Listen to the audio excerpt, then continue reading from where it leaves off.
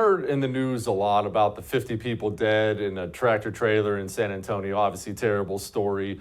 But I think a lot of people, especially people who don't pay attention and don't live along the border, they think this is kind of like a first time thing. Oh my gosh, people are dying crossing the border. It's terrible. People do not realize how common this is.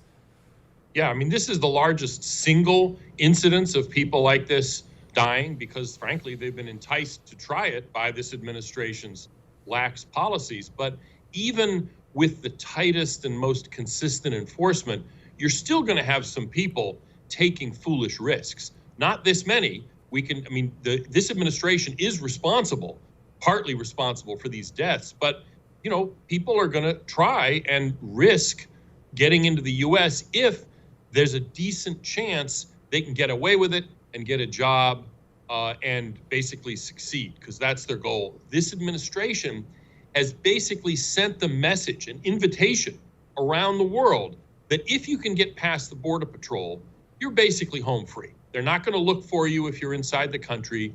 Even if, say, you apply for asylum and are turned down, they're not going to make you leave when you're turned down. When you offer that kind of incentive, and people are going to take you up on it, and so you're going to end up with tragedies like we saw in San Antonio. Hold on, Mark, did you just say we don't even make them leave when they're turned down for asylum? What do? Tell them go get some McDonald's? No, we just tell them that their asylum claim has failed. They went and they had their due process, and that's it. They'll often send a bag and baggage letter, they call it, or a run letter that says, please show up next Tuesday with your luggage for deportation. Who does that? Some people might, most people don't. ICE is not allowed to go look for them. ICE has basically been abolished, even if technically the agency still exists. So, once you get past the Border Patrol, you really are home free. Good grief. Rick, we've heard a lot in the news, especially from my friend Congressman Chip Roy and others, about Texas declaring an invasion this. Is this campaign talking points, or is there something to this? Oh, it's real, man. It's we're watching this is what 10 times at this point, the amphibious assault at Normandy. I mean, this is a true invasion of our country coming across the border. And Jesse, to your point earlier, I mean, these deaths in this truck, this gets everybody's attention because it's 50 deaths at once. But what they ought to be paying attention to is day after day after day, the rapes, the child sex trafficking, the rape trees. I mean, all of the horrific, sick things that are happening every day at the border. And it adds up to not just thousands, but now hundreds of thousands. What is it now? We're looking at roughly 400,000 gotaways already this year, 600,000 last year. So that means 1 million in the United States that we don't know who they are or where they are. So not only the danger to our nation in the future, but these horrific deaths and rapes and child sex trafficking that's happening every single day at our border. And Chip Roy, you mentioned him. I mean, he's been the best voice on this that I've heard in Congress. He's relentless on it. And I thank God. He's my congressman, by the way. So I'm really proud of Chip and what he's been doing on this issue. Yeah, he's a good man. All right, I got a little video here from Mayorkas talking about the morale of Border Patrol.